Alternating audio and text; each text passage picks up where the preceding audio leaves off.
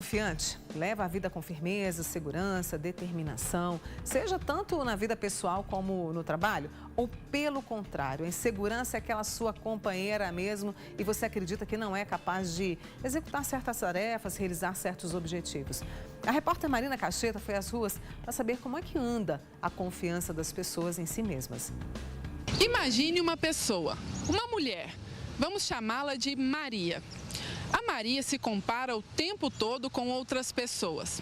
Ela também não consegue dizer não. A Maria também acha que ela não é capaz de fazer as coisas e por isso perde grandes oportunidades na vida. Essas características demonstram que a Maria não tem confiança em si mesma. Será que as pessoas se identificam com a Maria? Ah, não, eu não. Tenho confiança em mim. Eu sei o que eu vou fazer e faço. Entendeu?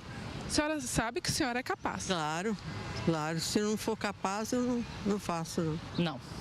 Por quê? Porque eu sou ágil, eu procuro fazer tudo no tempo certo. Sabe que é capaz? Sim. Não. Por quê? Porque eu tenho muita confiança em mim e pensamento positivo atrai coisas positivas. Não, Por quê? porque primeiro a gente tem que ver se dá conta, para depois dizer que não dou conta. E você se sente capaz de fazer as coisas? Sim. Parece que as pessoas não querem seguir o exemplo da Maria. Ter confiança na vida pessoal ou na vida profissional pode ser muito importante. E você, Mônica, já viu muitas Marias por aí? Já conheço algumas pessoas que ali deixam a insegurança falar mais alto, viu? Agora, e você que está aí tomando seu café assistindo a gente? Você confia em si mesmo? Já deixou de tomar uma decisão por falta de confiança? Vamos conversar sobre isso? Comigo a psicóloga Rosimeire Assis. Fiquei surpresa, Rosimeire, com a turma toda ali, ó, se garantindo, segura, não é? né? Segura. E hoje é mais comum ou a insegurança ainda, infelizmente, toma conta de muitas pessoas e a insegurança leva a essa falta de confiança? Sim, é muito comum, né? A insegurança ela é uma queixa muito comum no consultório, até mais que alguns anos atrás, né? Porque se a gente for pensar no modelo social de alguns anos atrás, casava-se para sempre, eu comprava uma casa para sempre. Eu tinha um emprego onde eu entrava naquele emprego muito jovem, fazia carreira naquela empresa até me aposentar. Então, quando a gente fala de insegurança na atualidade, está muito comum com o modelo social que a gente vem vivendo, né? Onde nada é seguro, onde as pessoas mudam o tempo todo, né? O sociólogo polonês Bauman, ele fala que a gente vive num tempo de relações líquidas. Onde as coisas estão descartáveis, né? Onde muitas vezes eu não me satisfaço com aquilo que eu tenho, ou eu vivo nessa busca constante mesmo de estar sempre melhor, de buscar um emprego sempre melhor, de ganhar mais. Então, muitas pessoas se perdem nisso e isso acaba gerando ainda mais insegurança nas pessoas, ainda mais instabilidade, ainda mais ansiedade. E isso acaba atrapalhando todos os projetos, sejam eles na convivência com a família, sejam eles no trabalho, né? Sim, um dos aspectos que é preciso identificar, né, que eu falo que é o mais importante quando a gente fala de insegurança, é o autoconhecimento. Porque quando eu trabalho esse autoconhecimento, eu sei quem eu sou, eu sei qual a importância das coisas para mim, o que eu busco para a minha vida, fica mais fácil separar o que é meu, o que é do outro, o que tem importância para mim, o que não tem, e separar justamente isso, né, que a Maria vivencia e de se importar tanto com o que as pessoas falam, de não conseguir dizer não. Porque tudo isso se perde quando eu não me conheço, quando eu não me pontuo e isso acaba atrapalhando a minha relação com as pessoas, né? Se eu sou uma pessoa passiva demais, que não consigo me posicionar, não consigo dizer não, isso consequentemente vai afetando todas as minhas relações. Isso vai ficando muito complicado. E é muito importante eu identificar quais são os fatores que me deixam insegura. Se são fatores internos que estão associados a questões emocionais mesmo, talvez a crenças que eu carrego, né? Então, além dessa questão social, tem muitas pessoas que se sentem inseguras porque de verdade carregam crenças que muitas vezes foram constituídas lá na infância, como por exemplo pessoas que sofreram bullying ou pessoas que escutaram, né, de pessoas da família, como pais, por exemplo, ou pessoas que eram referência ali na formação da personalidade, que de verdade elas não iam dar em nada, por exemplo, né? Você não serve para fazer isso. o valor está associado ao que a pessoa faz, né, como você disse agora. Então, tem pessoas que trazem isso para a atualidade dela. E é importante esse autoconhecimento justamente para separar o que as pessoas falam de mim com quem verdadeiramente eu sou. Tem uma frase que eu gosto muito que diz assim: o seu passado não pode te definir. Não define o seu presente, não define o seu futuro, a menos que você viva o seu passado dia a dia. Então, não é que não afeta a pessoa essas crenças que ela carrega de insegurança, mas é possível trabalhar isso e a pessoa se libertar e se tornar uma pessoa mais segura. E é o que eu quero saber da Rosimeire e você também, né? Como é que a gente faz para mudar essas crenças que a gente carrega? É ação ou é aqui que a gente tem que mudar? Eu volto já com você para você responder isso. Certo? Tudo bem. E você pode fazer essa pergunta também para a Rosimeire sobre autoconfiança pelo 99897 1000. E a gente volta a falar sobre autoconfiança. Você é uma pessoa que tem confiança de sobra, que se conhece, que realiza, que vai atrás dos seus objetivos? A gente está conversando isso com a psicóloga Rosimeire Assis e você também pode participar pelo 99897 1000, é importante. E a gente está falando de crenças, que são aquilo que a gente carrega, que algumas pessoas colocam na nossa cabeça e a gente vai seguindo esse comportamento. Né? Acredita e segue esse comportamento. Vive de acordo com Exatamente. o que foi falado. Como é que a gente faz para mudar isso? É um simples pensamento positivo? É uma mudança de pensamento? Isso leva tempo, Rosimeire? Como é que é?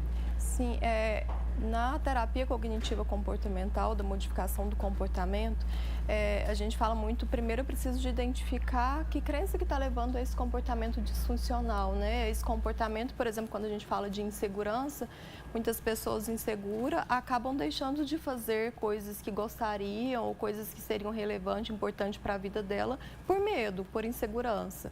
Então, acaba prejudicando esse comportamento de fazer, né, da ação.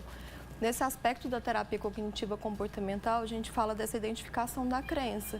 Quando eu identifico que o que me impede de fazer isso é determinada crença, porque eu não acredito no meu potencial, ou porque de verdade no passado eu vivi uma experiência que me fez acreditar que é assim que funciona, e então ainda hoje eu repito esses padrões, identificando que crença é essa, eu vou começar a avaliar até que ponto essa crença é verdadeira ou não. E aí vem junto com o processo de autoconhecimento. Se eu identifico que essa crença não é tão verdadeira assim, que eu sou capaz, que eu tenho potencialidade, né? E então lidar com esses pensamentos negativos mesmo, que são os pensamentos sabotadores que a gente fala, né? Eu vou desenvolver pontos que eu posso aprimorar e que eu acredito ser capaz de aprimorar, e aí então eu consigo separar essa crença do que realmente eu sou e então comportar de uma forma diferente. Eu consigo fazer isso sozinha, com esse caminho que você trouxe, ou necessariamente eu vou precisar de ajuda para descobrir isso? Então, existem algumas dicas, né, que eu vou falar aqui hoje para as pessoas, mas em alguns casos, o que eu sempre falo, né, a terapia ela é importante para todas as pessoas, porque a terapia não trata somente transtornos mentais, como algumas pessoas acreditam, né? Ainda bem que esse preconceito vem sendo quebrado. A terapia vai muito além disso, né? Ajuda muito no processo de autoconhecimento, inclusive, que é o que a gente está falando hoje.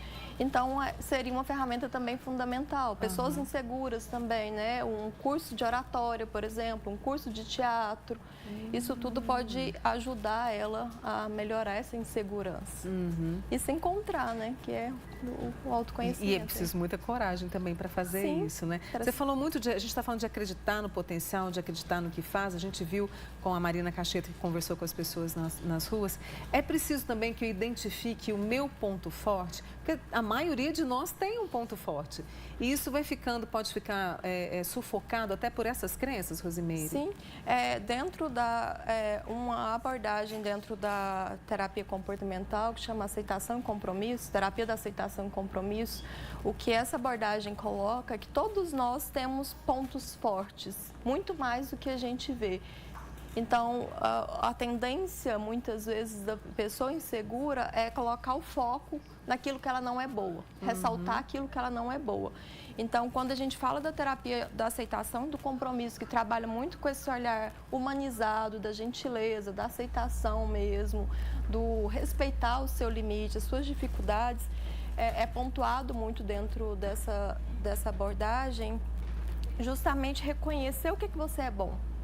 E essa é uma dica que eu quero dar, né? Se você tem essa dificuldade, se você é uma pessoa insegura, comece a pensar no que você é bom, né? Quais são as suas principais habilidades, o que você faz de melhor, todas as suas conquistas, e anote isso, porque isso ajuda muito a pessoa a aumentar a confiança dela. Acho que o anotar é imprescindível. Está chegando perguntas aqui para você. Tem uma amiga nossa, ela diz o seguinte, que tem confiança, pensa positivo, mas na maioria das vezes não chega aos objetivos. O que ela pode fazer? Está errando alguma coisa no caminho, Rosimeire? Sim, além desse aspecto de reconhecer de verdade, porque essa questão do reconhecimento que eu falei anteriormente, acho que está muito associado com a questão social que eu falei no início, né? Essa cobrança social que a gente vive acaba fazendo com que a gente entre nesse movimento mesmo de sempre dar mais e nunca está bom. Nunca me satisfaço com aquilo que eu tenho. Então, você acaba entrando no movimento de ingratidão mesmo. Eu não reconheço o meu valor, porque eu tenho que sempre fazer mais, eu tenho que sempre produzir mais. Então, se eu começo a reconhecer o meu valor e perceber as outras coisas que eu sou boa, esse seria o primeiro passo, né, que é a dica que eu já falei, para anotar. Um outro passo importante aí para a pergunta dela seria o planejamento, que também é fundamental. Eu preciso de assumir a responsabilidade também. Se eu não sou boa nesse aspecto, se eu quero aprender, por exemplo, uma nova língua, aprender a tocar um instrumento musical, quais são os passos, né, que é esse planejamento? O que eu preciso de fazer? Quais são as ações? E então eu me programo para isso. E eu preciso de assumir os riscos. E sempre nesse caminho da aceitação e do compromisso que eu te falei, da gentileza, de saber respeitar, que é um processo, né? Que quando eu aprendo uma nova língua, eu vou passar por toda uma etapa de aprendizado até que eu consiga, então, falar essa nova língua. Gostei de gentileza, né? Consigo mesmo. Deixa eu trazer aqui, tem vários amigos nossos falando sobre insegurança. Tem um que diz assim, Mônica, quando é que a falta de segurança vira paranoia, pânico? Essa é uma das perguntas. Muita gente falando de segurança. Mônica, sua Maria tem segurança em tudo. O que eu posso fazer, Rosimeire? E outras pessoas, olha, me sinto muito insegura. O que eu faço para melhorar? Olha como as pessoas estão confessando a sua insegurança, né? A insegurança, ela está muito associada também à autoestima. Quando a gente fala de autoconfiança, é uma crença que eu tenho de que eu sou capaz de conseguir sucesso e que eu tenho competência. A autoestima é a imagem que eu tenho de mim mesma, como eu me enxergo, como eu me vejo, né? Frente ao mundo, com a minha relação com as pessoas, é essa autoimagem mesmo. E como eu cuido disso. Então, está muito associado às crenças também. Se eu sou uma pessoa que me vejo de uma forma negativa, que eu não tenho autoestima, que eu tenho uma autoestima baixa, consequentemente, isso vai refletir na minha segurança, na segurança que eu tenho também, né? E a pergunta, né, até que ponto isso vira paranoia, né? Que eu fico preocupado o tempo todo com isso. Também está muito associado ao medo, né? O que eu disse no início, antigamente a gente tinha a sociedade já antigamente tinha essa segurança maior porque as coisas eram nesse sentido, né? Para sempre, independentemente se eu estou satisfeito ou não, isso vai durar para sempre, diferente de como a gente vive hoje. Então, se eu vivo o tempo todo preocupado com o que vai acontecer no meu futuro, eu acabo me perdendo do meu presente, eu acabo deixando de viver. Então, quando a gente fala de desenvolver segurança, é eu ter esse planejamento que eu falei, né, do meu futuro. Eu quero aprimorar nisso e nisso, os determinados passos, e deixar fluir. A partir do momento que eu planejo, eu vou viver o meu presente. Eu não tenho controle do que vai acontecer ou não, porque, na verdade, esse controle ele é ilusório. Ilusório, né? A Eliane de Araxá está preocupada pelo seguinte, essa falta de confiança tem atrapalhado muito nos relacionamentos dela. E eu aproveito essa dúvida, porque ela quer saber o que ela pode fazer, porque isso pode fazer com que a pessoa fique um pouco, se afaste dos outros e as pessoas também se afastem dela, Rosimeire. Sim, relacionamento, né? Também entra na questão de crenças. O que eu disse, né? Às vezes a pessoa viveu uma experiência negativa, vamos colocar como exemplo aí, um relacionamento amoroso. Fui traída no passado. Deixa eu só te interromper, porque a Fabiana de Uberaba passou por isso, por uma traição, e ela ficou muito insegura. E é onde se estabelece a crença mesmo. Eu vivi isso no passado e isso foi muito doloroso, foi uma experiência negativa e às vezes eu não processei isso da melhor forma possível, né? Percebendo o que eu sempre digo, né? De toda situação negativa que a gente vive, se a gente olhar numa perspectiva do positivo, a gente consegue extrair o que eu aprendi daquilo, o que aquilo me trouxe de amadurecimento, de aprendizado. Então, a pessoa que às vezes não processou de uma forma adequada aquela experiência negativa, como por exemplo uma traição, ela pode trazer isso para a vida presente dela e ir prejudicando os relacionamentos futuros ou relacionamento presente, embasando naquilo que ela viveu, que é o que a gente chama de distorção de pensamento, de generalizar ou de catastrofizar, né? Aconteceu de uma determinada forma, que eu dou uma repercussão muito maior para aquilo e coloco aquilo na minha vida e vou vivendo de acordo com aquela experiência do passado. E é a frase que eu falei no início, né? Eu vivi no passado, eu era uma outra pessoa, com outra maturidade, com outra visão, a experiência negativa foi com uma pessoa diferente.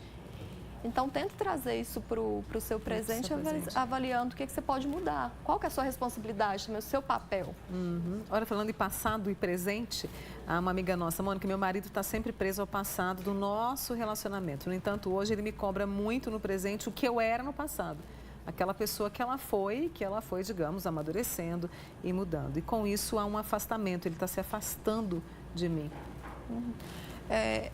Essa questão do relacionamento, né, eu sempre digo que é uma via de mão dupla, né? O casal precisa de estar junto, né? Até nessa questão da perspectiva, de propósito, de crescimento mesmo. Se um está mudando e o outro não está se adaptando, não está se engajando, o casal em si precisa de pensar quais são os pontos, né? Quais são as estratégias que eles precisam de olhar ali para melhorar aquela relação. Porque de verdade vai ter esse embate, né? É preciso conversar muito, Sim. né? A autoconfiança a gente trabalha, então, desde pequeno? Sim, os passos fundamentais seria trabalhar o que a psicologia fala muito, né? Frisar principalmente com a criança na formação da personalidade, que é onde se estruturam essas crenças que a criança pode trazer para a vida adulta. Então, mais ou menos entre os 7 a 8 anos, que é onde se finda aí a formação da personalidade, é importante tomar muito cuidado, né, com o que se fala, o que os pais falam, o que os adultos falam para a criança, porque pode, para a criança, ser interpretado como algo negativo e isso afetar a confiança dela, a segurança dela para o futuro. Então, elogiar, ser gentil, olha, você é capaz de fazer, você vai conseguir Sim. fazer isso, né? Isso tudo tem grande importância, né? Ajuda muito nesse desenvolvimento da confiança. E a autonomia, né? Para que a criança possa fazer e fazer do jeito dela e entender que ela pode errar. Que essa é uma das grandes dificuldades das pessoas inseguras também, de se cobrarem tanto e não se permitirem ao erro, a falhas. Quando a gente fala de confiança, está muito associado à segurança, e segurar é o ato de estar preso, de ter o controle, né? Eu preciso de perceber até que ponto eu estou querendo controlar demais, né? Ou segurar demais as coisas que acontecem. E o erro sempre a gente aprende com ele, não aprende? Claro, tem os pontos positivos, né? Como eu disse, o que isso me trouxe de bom, o que eu pude amadurecer, crescer com essa experiência não tão negativa. E eu os permitir, né? Porque quando eu estou insegura, eu me coloco na zona de conforto, eu não arrisco, então eu não sei se vai ser bom, se vai ser ruim. E por mais que seja ruim, aquilo vai me trazer um aprendizado. E eu vou crescer com aquela experiência. E é muito bom quando a gente cresce. Deixa eu agradecer a Rosimeire Assis, que é psicóloga com a gente aqui hoje, falando sobre autoconfiança. Um papo muito bom. Muito obrigada, viu, Rosimeire? Eu que agradeço, Mônica. Boa semana para você. Obrigada, para vocês também. Viu? Obrigada.